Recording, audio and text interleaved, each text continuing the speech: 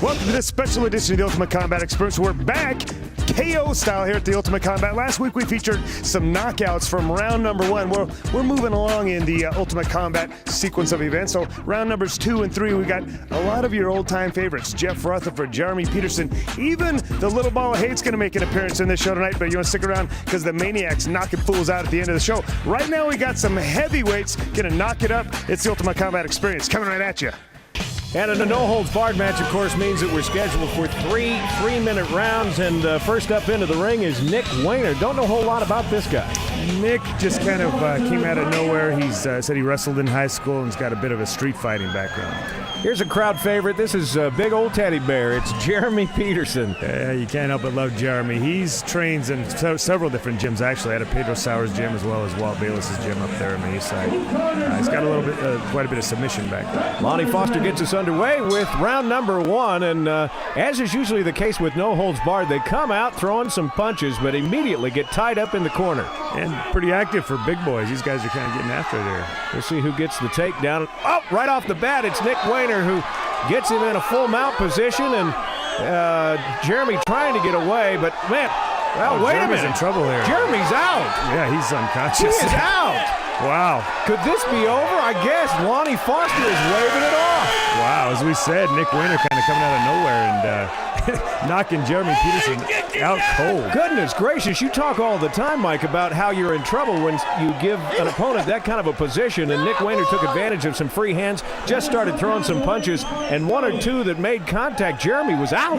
Yeah, we've seen fighters in the past take that full mount position and not really take full advantage of it, but I'll tell you what, Nick Weiner got on top and laid the lumber to him. Jeremy tries to get him off here. You'll see him start to rear his back, but a couple, 1, and then he's out 2, there. Right there. Jeremy's done. You see his legs go down, and he's not even protecting himself. Shake of the hands, and Lonnie Foster will make this one official. Congratulations to Nick Weiner. I guess we're going to see this guy fight again. Yeah, well, look, Jeremy's up and about. Looks like he's okay. He's a funny kid. Look at the ropes. The ropes are below his chest level. This kid is a monster, and what he told me was that he is the smallest of 6 brothers. This kid's a monster. First time we're feeding that family. First time we've heard training with mom. That was a big shot over the top. Yeah, it really was. Good kick too from. Well, you give one, you're going to get one back. Oh, that was a big right hand over the top. Beckus lands a right hand and follows it with 2, 3. This fight's over. Hang on. Is that it? Where's the cockboxing? Yeah. Well, this is not a laughing matter when you look at Scott Lincoln down on the ground.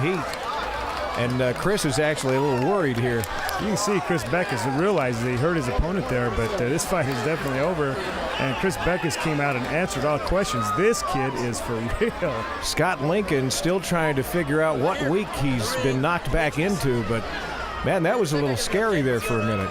And this kid's got some pretty decent kicks. Watch you see here on the Priority 1 Belbon's combat cam, he landed a big shot over the top.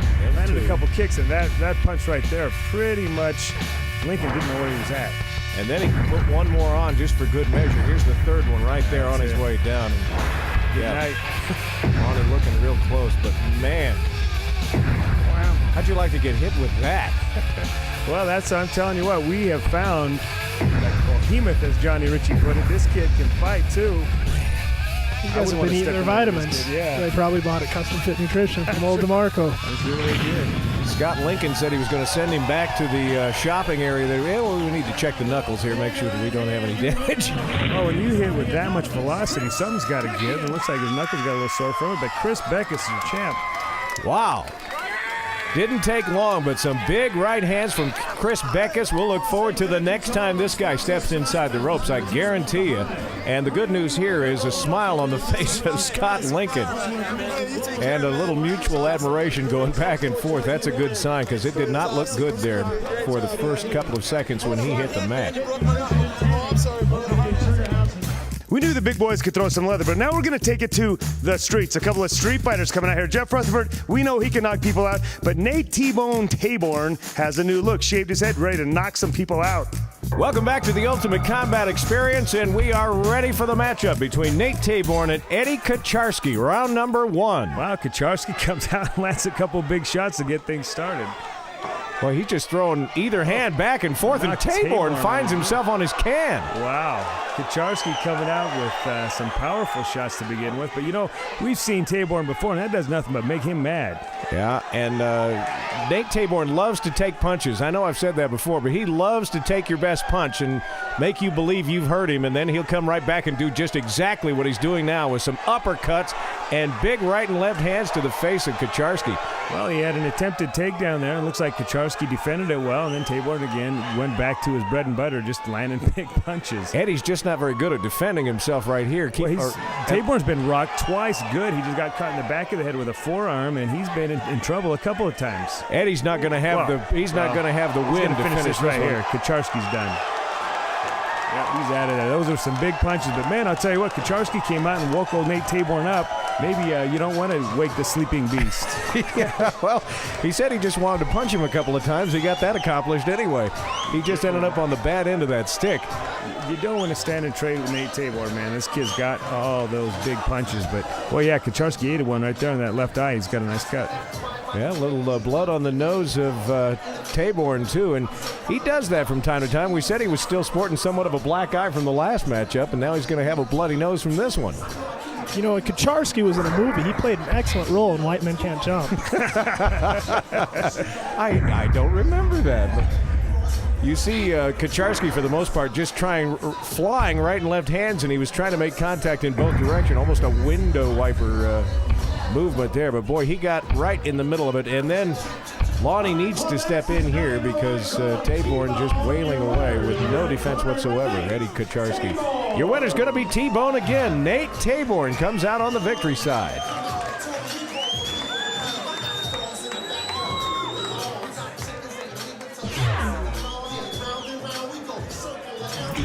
All right. I have to give the pre-fight interview to the Great White Hunter. Just for entertainment value. But the pre-fight stare down definitely goes to Rutherford. This kid looks like he means business today. Here we go with no holds barred, scheduled for 3 3-minute rounds. And the last time we saw Jeff Rutherford was against Razor, and boy, he really showed his stuff there. Wow! He showed his stuff right there. He's got that great 1-2 punch, lands a heavy right hand to the side of the Great White Hunter's head. Well, he said he wanted to stay on his feet with him, and he showed why. He wants to level him one more time. To his credit, Scott Hunter is back on his feet and now trying to have a little hip throw here of Rutherford. Hunter doing a good job of hanging on, but he just got caught with another big shot. I think this fight's over, Tim. I didn't see the clock go off, but wow, didn't take long. Well, I think the Great White Hunter is done hunting for the season. Man, that was a quick fight even for him. He's had his struggles before, but he hadn't been hit like that. Here it is in replay. Now you see herbalmuscle.com combat cam. 1-2, the big right punch, and boy, you felt the wind off that left hook as well. And then Scott Hunter down there, not real happy about his performance. He stuck his head up and he tells me, losing sucks. Well, he lost this one. There's your winner. First one tonight. Doesn't take long. Jeff, the real deal Rutherford. Congratulations. Street fighters are always entertaining to watch. When we come back, we're going to take a look at some kickboxing, some of your favorite kickboxers from back in the day in the UCE.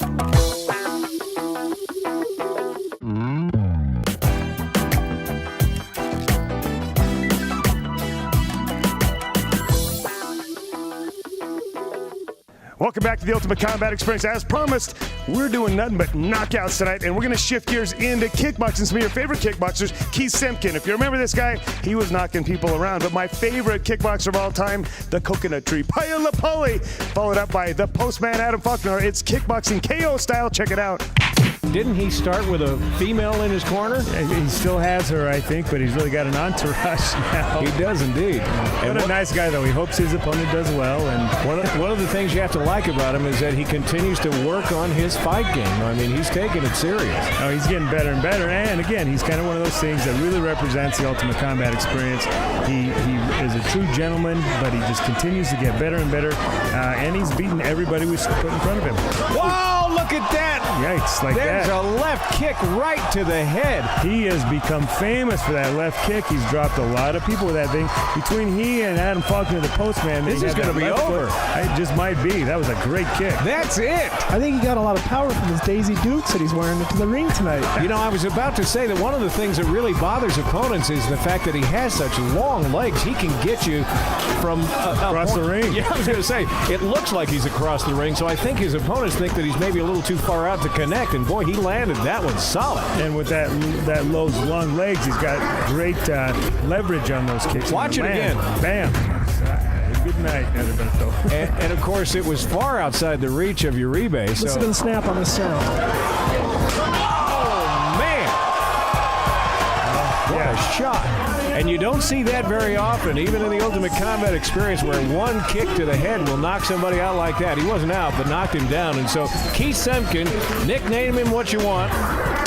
Tell you what, Mike, we haven't seen a whole lot of kickboxing, and it's always refreshing, at least to me, to see some guys get in here. Again, I always have to beg people to come in and fight Paea Lapale because he keeps knocking people out. But I was reading in the paper the other day, they found where Jimmy Hoffa was buried, and it's in Matt Kelson's beard right there. Is it really?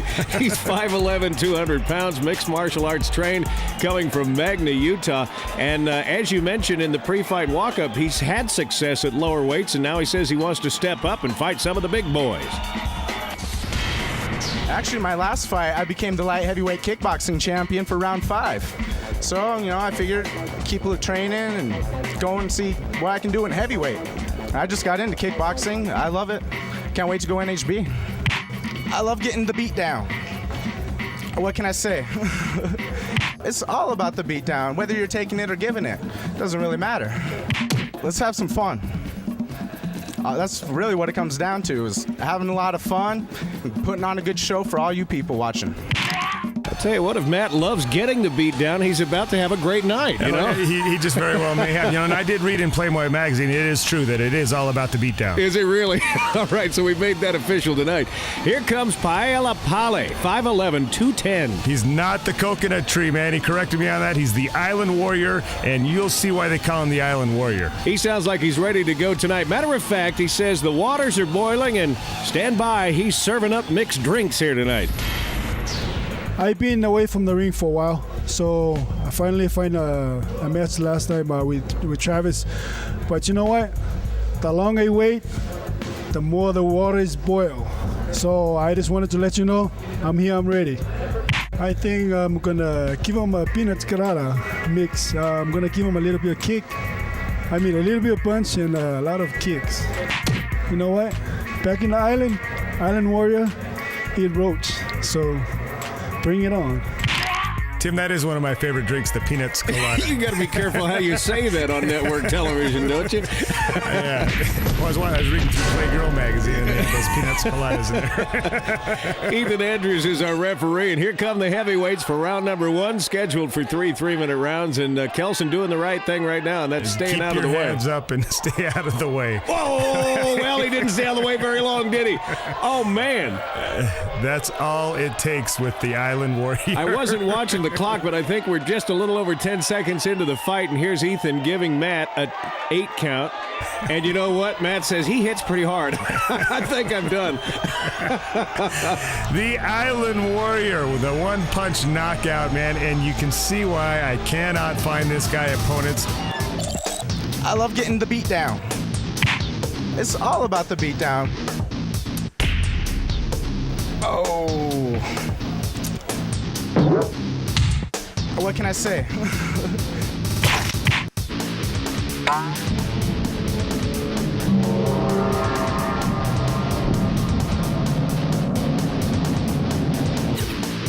Well, you don't need many words to explain that one, do you? There's your winner, Paea Lapale, the Island Warrior tonight. Congratulations, another heavyweight kickboxing victory. Peanuts coladas for everyone. Still on. Well, that's a bit of a change for Adam too. I've noticed as the match or as the rounds go on in Ultimate Combat, he's actually started to talk more of the talk, along with walking the walk. Is that Joe the Flurry Yuri working his corner there? Yes, it is, and he's standing up, so you notice him over there too. Getting in front of that camera. That might be a mistake on the postman's part there. Joe the Flurry. Saw him fight before. We're underway with 3 2-minute rounds here, and both of these fighters kind of sizing each other up. But as is usually the case with Adam, he'll start trying to work at the foundation of his opponent with those kicks and then come over the top with a big hand, and there you see a couple of them. It's the pinpoint accuracy that I like about Adam is he doesn't waste a whole lot of energy or a whole lot of punches. Just about anything he throws lands, and look how he nicely sets it up with the right and lands the left. Boy, and he's so aware, too, of his opponent's actions. You know, he'll take what the opponent gives him, and you see Jamel not doing a great job of protecting his head at the moment, and Adams capitalizing on that over the top, making contact with almost every punch. One thing Adam likes to do is tattoo those legs. He loves to give you leg kicks. He wants a guy walking around next week cursing his name because because he took those leg kicks. The thing about Adam, too, I like what I'm seeing here is he's gotten so patient now, and you get the feeling he could end this anytime he wanted to. Good night. He just did, and he just patiently set that kick up, and it was good night, Jamel Jarvis. He's tapping. I've never seen anybody tap on a kickboxing match. I haven't either. Well, maybe those were those illegal moves he's been practicing. He's working on the wrong sport there. I go back and see which video it was he was learning off of, but That's like going for a touchdown in a basketball game. Adam had him in the rhythm of watching for that right hand, and then he just brought that leg up. There's the kick over the top. good combination. Now watch this coming right up with the kick. Bang! Right to the side of the head. Good night, Jamel. Dropped him like a sack of potatoes. Did he say he was practicing legal or illegal moves? Boy, there's your winner, and he's still undefeated inside the ropes of Ultimate Combat. We like this guy, Adam Faulkner. Congratulations once again. So Mick's actually going to be able to tell Jason that he's been hit harder by a girl. Is what? Well, if any of you have ever been married, you know what he's talking about, man. They're all sparring partners, but you can't hit them.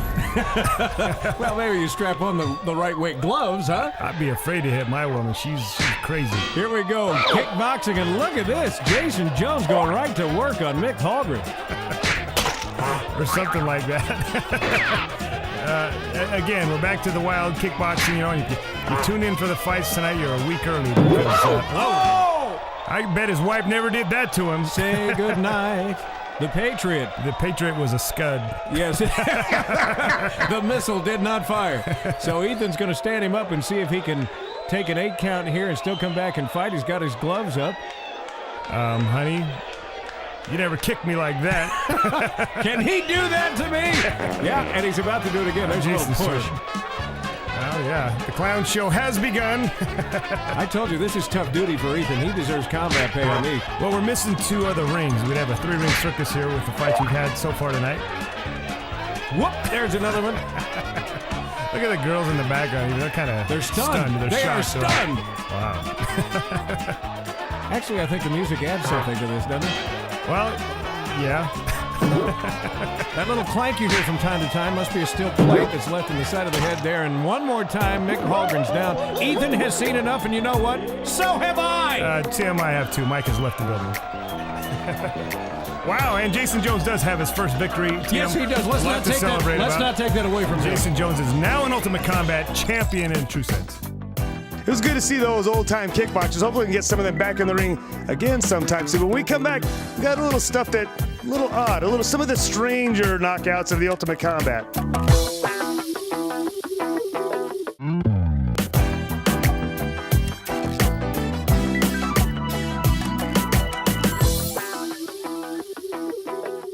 Welcome back to the Ultimate Combat Experience. As promised, we're going to do some of the odder knockouts. Some of these guys don't just get knocked out by punches and kicks. Well, you'll see what I'm talking about in just a minute.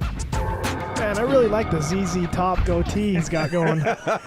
Zimmer coming right across the ring, and a nice little takedown there from Chris King. You can see his wrestling background immediately come into play, but you're right, Zimmer wasn't going to wait to meet him in the midpoint of the ring. He wanted him over there in his corner, and now finds himself down on the bottom of the situation. Hey, we've talked about this before, Tim. These are my favorite guys. These are just little guys, but man, they are just busy, and they get after it.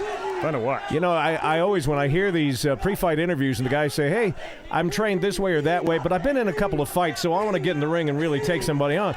It's a whole different experience, and after a fight, you get a whole different story from them once they've been in front of the lights, in front of this kind of a crowd. Oh, yeah, it can be rather intimidating. Chris King doing a great job there, though. He landed some big knees to the body of Eddie Zimmer, and Eddie Zimmer had to reach up and tie him up just to stop that onslaught. Hairdressers all over the state are making money off of both of these guys. They both have that bleach blonde look, so. Hey, you know, that beard, too, it could act as kind of a cushion there for punches. Maybe it kind of softens the blow a little bit. Yeah, maybe. Well, he's got to be careful there. Chris King threw a knee right to the head of Zimmer, and I think normally we'd step in and warn him about that, wouldn't we? Yeah, and, you know, and then he knows he's in a little bit. He's got some really good stuff I'm seeing. He knows he's in trouble. He knew that knee was coming. He was trying to block it out. Now doing a great job of tying him up, putting a bear hug on. He's going to take Zimmer right back down to the mat. So again, the wrestling background of Chris King paying off, at least in the early stages of this matchup tonight against Sugar, Eddie Zimmer, who continues to hang on tight. And that's usually the tactic when you find yourself down below, because you want to take away the advantage of your opponent really sitting up and being able to throw big right and left hands. Yeah, but it looks like King's still getting some big shots to the body there, man. This King is giving Sugar all he can handle. Wrestlers, as we mentioned in one of our earlier fights tonight, always have that ability from their training to spread themselves out and make sure they flatten themselves out, which makes it really tough for the guy on below. Yeah, you can see Zimmer's tried a couple of times to reverse him, but Chris King doing a nice job of flattening out, keeping his hips down low and making it difficult for Eddie Zimmer. Zimmer doing kind of a nice little reversal, but King, again, stopping it with his good hip positioning. One thing I remember about watching Zimmer fight is he's so flexible. Goodness, you can see he wraps his leg around there. Looks like a hermit crab, and he's trying to get a throw one way or the other that way. Boy, not the best place to have your head. Yeah, definitely he was getting some air, and it wasn't fresh air right there. You know, one thing about wrestlers, though, man, they're comfortable in any situation, man, and to the average person, you definitely want to put your head there. But you know, it's funny you would say that, because I see you in the corner sometimes with the fighters that you'll put in the ring, and you're always telling them to relax, relax, relax. Believe it or not, you see Zimmer, he's tied up in a knot here. He's very much relaxed and aware of what he needs to do to get that next move. He is. You know, I saw this exact same thing last night on the Discovery Channel, the way these two are wrapped up. Was the mating of the hermit crab. I don't think that was the Discovery Channel you were watching, Robert. Wow, so we make it to the end of the first round, and that was a great, I mean, if you like watching guys tied up on the ground, that was a great first round. Well, you know, Chris King came out here, and nobody really expected much out of him. He's from a small town in southern Utah, and boy, this kid came to fight. Eddie just missed with that knee, and we had a good slow motion replay of it for you there, and luckily for Chris King, he did miss, because it was aimed right at the bridge of the nose. Round number 2, each of these scheduled for 3 minutes, of course, apiece, and looked like King was going to get right back where he started with one of those takedowns and get Zimmer on his back once again. Hey, Zimmer, a pretty talented wrestler himself, is able to fight that takedown off. Nice job and land a big knee. But Chris King, man, this kid is tough on his feet, and again winds up right back on the top and of Eddie Zimmer down on the mat. You can see Zimmer now trying to roll to the side to get out of that as he continues to have a fairly tight lock on the head of Chris King. You know, Chris King, if he learned a little submission, he had full mount most of that last round. Now he's out on a nice side mount. Not really familiar with submission wrestling. It's a completely different story from wrestling. You got to learn how to submit your opponent from here. When Eddie Zimmer reaches up and takes that head like that, he's giving you an arm to arm lock, but just Chris King just doesn't quite know how to do that. So somewhat of a stalemate at this point. Not a whole lot of points being scored on either side, are there? No, but that's not a comfortable position to be in. He's got a nice head and arm on there. It's real tight, and Eddie Zimmer's not real comfortable right there, but he's not in any real trouble of being finished. Now Chris King does a nice job of stepping over, taking full mount, and again flattening out his hips and making Eddie Zimmer bear all his weight. Now the decision on Chris King's part. Of course, Zimmer didn't let him wait too long, but the decision at that point for Chris was whether he should sit up and give up that weight distribution that he had and try and maybe get a submission by throwing some right and left hands. Yeah, you can see the wrestling background of these kids right here, though. Real tough position, both of them holding their own on their feet. Nice job. Now they come back out, Breaker going to get after it again. It's tough to remember sometimes when you see two guys that actually look this fresh after exerting that much energy. There's the big shots. And, oh, wow. Chris King goes out of the ring and landed right on his head right there. Hope he's all right. Our medics are quick to run over to that side and make sure he's okay.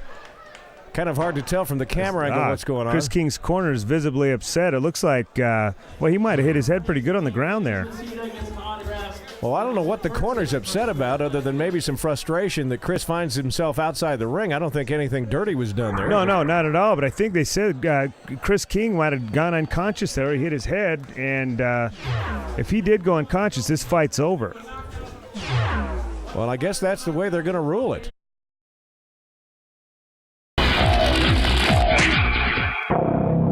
Much anticipated is right. We've got some heavyweights coming out here. The crowd loves the Island Warrior, and it's Paea Lapale. Hey, Paea talks all the time about how he's a role model for his kids. He's got 8 kids himself. He's got 2 guys on the card tonight with 8 children. And the Island Warrior, man, what a great fighter he is. 5'11", 210 pounds, and not an ounce of fat on this guy as he steps in the ring tonight. Hear the crowd. He brings a lot of supporters with him. Hey, you know what is the coconut tree all about? It's a strong tree, you know, and that's the only tree left in the ring. And I'm here to take care of business. I'm not here to talk. I'm here to walk. You know, I hope that was his wife he was kissing. Otherwise, his wife's going to knock the coconuts off his tree. He didn't know the cameras were rolling at that point. Here's his opponent tonight, the guy we have been looking forward to seeing again. Doing the Billy Idol. Ooh, the Cloud, Alex Farr. This is my all-time favorite contestant in the Ultimate Combat Experience. The Cloud, he is a character and a half. He's the only guy I've seen come in trained in the art of kabuki, 6'4", 200 pounds. Watch how he enters the ring. Whoa! I think we decided kabuki was Japanese for BS.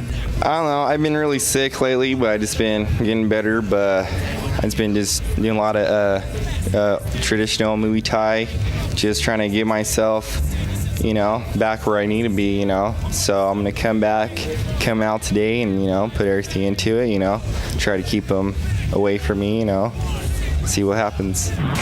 I don't know if I know what he's talking about. I don't think he threw enough you-knows in there. But his ponytail is officially 6 feet, not 4 feet now. Hey, this is a great kid, though. The Cloud went to Chinatown, brought me back a little statue of what he says looked like himself, his little Bruce Lee statue. He's going to come out and show some Bruce Lee here to the Island Warrior, he says. Boy, he's just so unorthodox when he gets in the ring that his opponents don't really know what to do with him. He's unorthodox outside of the ring, too. Island Warriors, he's just going to come straight forward at him. Island Warriors sending the kabuki back to the island. Oh!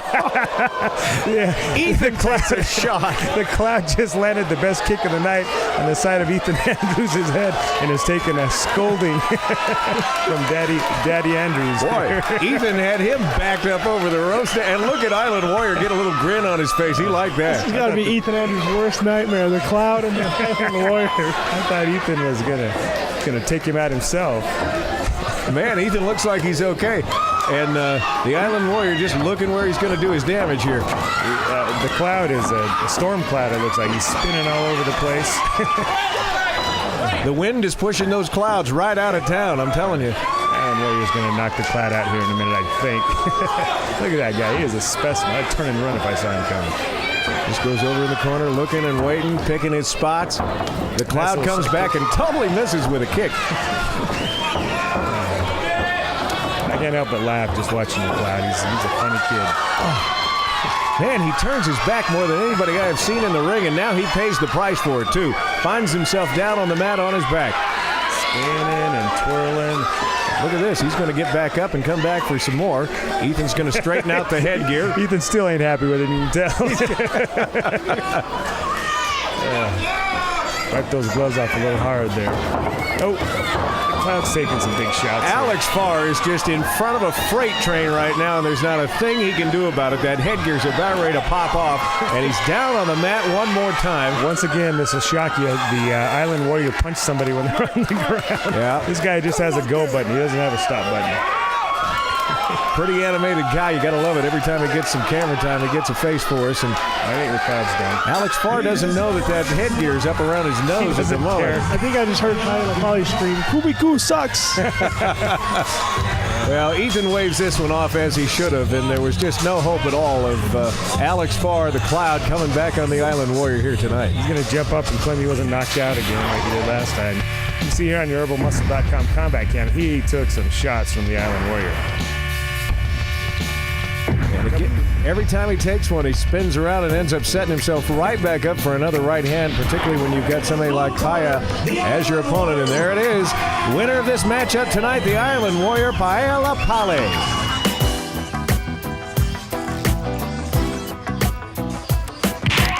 All right, you thought that stuff was fun. When we come back, it gets even better. The peasant, Randy Northrup, smoked about 3 packs before he ever stepped in the cage every time.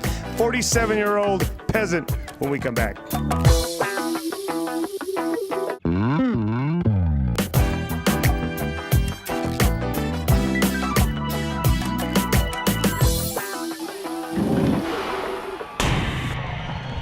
What a way to get this round started. We've got Josh Stewart and Randy Northrup coming out here. Randy's going to be the first one out, and I know nothing about this guy. Tim, there's really not a whole lot to know about this guy. He's about the nicest guy you'll ever meet. I don't know why he wants to do this. He says he wants to do it for his kids, but he certainly doesn't seem like a fighter when you meet him. He's a really, really nice guy. No, and he looks to be in great shape. 6 foot 2 inches tall, 160 pounds. He does list himself as a street fighter here, and since we've never seen him before, I guess the record would be 0-0 coming through the ropes here tonight.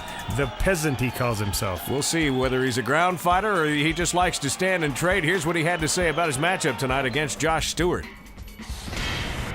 I want to kick some ass, and that's it. I torture my kids a lot. I've got 3, and they all want to be in the Ultimate Combat because it's my destiny.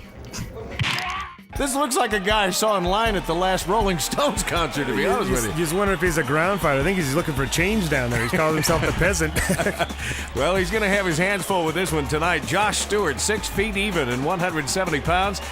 Trained mostly as a wrestler, and the nickname, the Drunken Monkey. Calls himself the Drunken Monkey, but you look at this kid. He's a pretty physical-looking kid, and I think the old-timer might have bit off a little bit more than he can chew tonight. And for Josh's part, he says he's just looking for a new life experience. That's why he's here tonight. What motivates me to fight? Just the experience, something new. I mean, something crazy to do. There's not a whole lot of people that do that, so I mean, just something new to do. What do I do to train? I run, chase girls, you know, school and stuff. There's not a whole lot. Just train like cardio and stuff. That's about it. Why am I going to beat him? Because he's about 20 years older than me. He could be my grandpa, so, I mean, I'd never beat up my grandpa, but this guy's getting in the ring with me, so we'll see what happens. Boy, it's almost a no-win situation for Josh. If he beats him, he's supposed to. If he loses, he's in trouble. Well, after you call a guy your grandpa, that's for sure. You know what? You never know what you're going to get. This guy said he has a bit of a martial arts background, Randy Northrup, that is, and, you know, we'll see how it pans out. Lonnie drops the hand. We're ready to go with the first of 3 3-minute rounds. Oh, it's not going to go that long. That's the last of 3 3-minute rounds right there. One stiff uppercut, and Randy Northrup is looking for change on the ground there. I think he's trying to find his teeth, too. Yeah, and wondering where his children are right now. Wondering who his children are right now. Needs a little help from both Lonnie and Dr. Katsiamani to get back into his corner. You're going to see it. It happened quick. See here in your Crush Combat Cam, brought to you by Rocky Mountain Jeep Chrysler, where, as you said it happened fast. It's a stiff left uppercut that sent Randy Northrup back home. All right, so we still don't know much about Josh Stewart or Randy Northrup, do we? We didn't get a chance to really get to know him, did we? We can do that next time, but congratulations to Josh Stewart. He picks up a victory and gets this round off with a bang. Randy, first of all, tell people how you doing, man. I'm doing all right, except for I fell. You fell down, slipped on that banana peel over there? I did.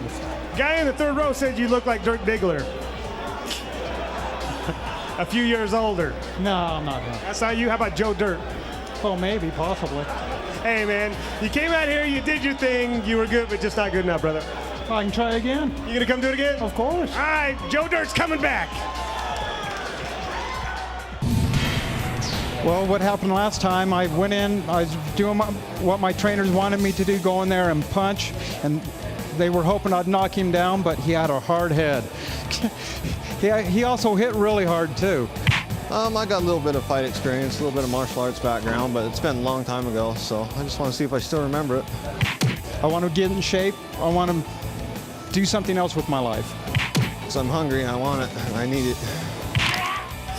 He's hungry because he's at the shelter, Johnny. Oh, man. Johnny Ritchie, what would a round of the Ultimate Combat be without the peasant coming in here and doing his thing? But in Celebrity Deathmatch tonight, we got Dirk Diggler versus Tom Green. And you get Randy Northrup, Mike, he's been in this ring a couple times, and I tell you, the guy has not had a win yet. And on this night, what happens? Johnny, he sees himself as winning every time he gets in here, but you're going to see in a minute here the brightest moment of his entire life. He's going to knock Tom Green. Everybody I know that watched MTV back in the day always wanted to punch Tom Green right in the face. mouth. Well, and there you go, right here. You're going to see it. Northrup, this is one of those fights, Mike, where you get a couple guys that just want to, well, not really even slug it out. They just kind of want to get in here and move and shake and maybe throw a fist. There's a lot of moving and then the knee shot going on. Yeah, he punched at the knee right there, John. Uh-oh. Watch out. This Yeah. is it. This is when it gets down and dirty. When he does that, you know that something's going to happen. Something's good. And ba-ding, it's coming, man. I swear. Let's see. Oh, it's I guess we coming should up. tell the folks at home what's going on here. Yeah. There's so many great fights today. There we go. As we there's the shot. Oh! We're going to show us a couple of these in highlight film, and that is the highlight of Randy Northrup's life right there. He'll probably be, we'll have that on his headstone. Oh, Mike. At 123.19 seconds of the first round, Randy the Peasant Northrup knocked Sheehan into next week. Into next week. Tom Green is out for the count. Dirk Diggler's back, folks. He's back. And I'm telling you right now, he hasn't stopped calling me since this moment. The peasant! Man, buddy, I see how excited you are. You finally got it. You got it. I'm in the winner's circle. You're in the winner's circle. Who would have thought Dirk Diggler in the winner's circle knocking people out, but you did it. Porn stars can do it. Porn stars can do it better than anybody. He says, the peasant! The peasant! Every dog has his day, man. The peasant got knocked out once. He got his revenge. Well, speaking of peasants, the little ball of hate, Johnny Ritchie's up next, and then the Maniac.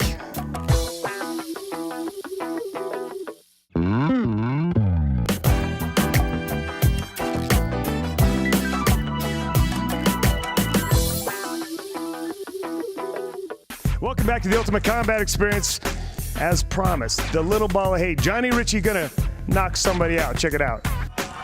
Johnny recognizing all the fans in the crowd, winding up. I haven't seen the six-shooters yet. Usually we get a little throat smash. I'm sure he'll bust him out here. Again, Green's got a little bit more of a longer history as far as how long he's been training, but Johnny probably has a little more fight record. He's been fighting a little bit more. So we were talking earlier about how these fighters sometimes get a boost from the crowd that comes with them.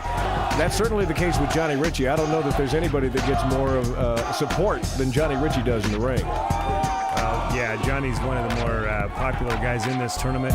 He actually gets people stopping him in the street nowadays, recognizing it from our show. So. The big surprise to all of us, and I know Johnny too, was that on last week's show you saw in the finals of the first round, he actually went down to defeat. Yeah, but Johnny's come back. He's more determined. He's training hard. He's a new, improved Johnny Ritchie, believe me. Well, we're about to see what that new and improved little ball of hate actually looks like. So he's a big ball of hate now, actually. Yeah. Rob Green makes a couple of good contacts with a left hand to the face of Johnny Ritchie, and Johnny gives him one back that knocks him down. I like what I saw with Johnny there. He was real patient. He didn't try to rush in. He took a couple small shots, and he landed a big one of his own. Now, what's Rob calling for? He's acting like, looked like he looked at Johnny and said, now hang on just a minute, let me fight. Nice little leg kick there, setting up another headshot. Nice job. And he gets through with the left hand just like that. Right hand, left hand combination, and Johnny gets him back on his heels once again, this time not all the way down to the mat, but there's a big knee to the face. You can see Rob trying to bail out, looking to find a way out of here. He was visibly stunned by that knee, and I'm not sure he's still shaking the face of it off. I thought he was going to put the chokehold on him. It looked like Johnny was going to lock on that chokehold, but now he gets him in the full mount. 1, 2, 3. Lonnie's got to stop this fight. Yeah. Goodness gracious, Lonnie, he let him hit him 4, 5, 6 times. That was, Johnny's doing what he's supposed to do. He's out there with that killer instinct, and probably should have stepped in a little bit quicker there. But anytime you see a fighter in a situation, there's the throat slash we're waiting for. You see a fighter in that situation, can't defend himself, you got to stop it. And there's your winner, Johnny Ritchie. You at home, he's looking at you. The little ball of hate, just like that. Can't tell he's a little excited about it either. Well, this will more than satisfy for a main event on a finals night. Super heavyweight championship coming up, and Vino de la Cruz, he is a big boy, and we've argued about how much he actually weighs, but I'm guessing about 360. He's a big kid. He's with the Global Combat crew or the Slamming crew. They call him the Tank, and he's a pretty tough kid. 5'9". They've actually got him listed at 320 pounds. He's quite a specimen, though, and those gathered ringside just go, whoa. Strategy tonight will be whatever he gives me. I'm not going to go out there and tell you I'm going to knock him out, but big possibility that's where we're going. A lot of blood still. If he wants to go down to the ground, we'll just make him tap out. It's one way or the other, ground and pound, any which way. I'm training from Global Combat. We work out. We're soon to be coming to Cottonwood Mall, so be looking for us there. I work 5 hours a day. It's a job for me. This isn't fun. I'm definitely taking home the trophy tonight. Like I say, I work more, bigger, faster. He is the smallest guy I've ever fought. Good luck. He may be more right than wrong when he says this isn't fun, this is work, when you take on somebody like Benjamin Fuimaono. Hey, they call him Maniac, man. This kid is a tough kid, man. He's got the best 1-2 in the business. Fights out at my gym. He likes to be called Bad Boy in this show, though. He'd be considered big at 230, but standing next to 320, he doesn't look all that big, does he? 6'1". Let's see what the Maniac had to say about his matchup. Just thought it was something I could try out. I've been watching the fights on TV for a while, and I think I can get in here and mix it up with them boys. Okay. Well, I've been just hitting the gym hard, hitting the bags. My trainer's heavy runner, Shane Heavy Runner. Just working on some 1-2s, just doing a damn thing in the gym. First of all, Vino, man, I'm just wishing you good luck, and best of luck to you. But there's only one winner, so just coming to kick some. Thank you for withholding that from us there. Lonnie Foster giving some last-minute instructions. The challenge that former opponents of Vino have had is just getting your arms around this guy if you're going to take him down. He's a big kid. You see, he's sponsored by Bumblebee Tuna there. Now, I don't want to make Vino mad. I'm just kidding. He's got the big black and gold singlet on from Cottonwood High School there. He's going up against a pretty tough kid, though. Lonnie checks in both corners, and wow. Already Vino's down on the mat. And Lonnie exhorting Benjamin to let his opponent get up or get down on the mat with him, so he goes down with Vino and tries to wrap him up here. That was a big right hand that sent a 300-pounder to the canvas. Wow, look at that. I can't believe that came out that fast, and Benjamin Fuimaono able to drop Vino de la Cruz to the ground like that. And again, Lonnie telling Benjamin when he tells him to break, he needs to break. And wow, it was all out or get out here, so we're back underway. Oh, there's a right this hand, fight and is good over, night, Tim. Vino. Vino, we'll see you tomorrow, man. Lonnie Foster's calling a stop to this fight, but I don't think he had to. Vino was not getting up from that right hand. Vino de la Cruz is cruising the Caribbean as we speak. And Benjamin Fuimaono is feeling good about that. What a big punch. Knocked Here him it out is cold. again. There's Bang. the first one.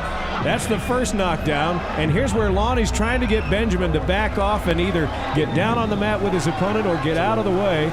So he fights on here until they get tied up. So Lonnie stands him back up after the first knockdown, and watch what happens here in slow motion. Bang! Good night, Vino. Vino is out for the count. Lonnie steps in to stop the fight, but he didn't have to, man. You see that Benjamin Fuimaono, he is your super heavyweight champion. I hope you enjoyed this episode as much as we did, going back through the archives of the UCE and seeing some of this great old footage and really where some of these guys have gone. It's awesome to look at this stuff. Next week, we're going to do the same thing. We're going to continue forward. We're still digging through this stuff. We got a lot more knockouts next week on the Ultimate Combat Experience.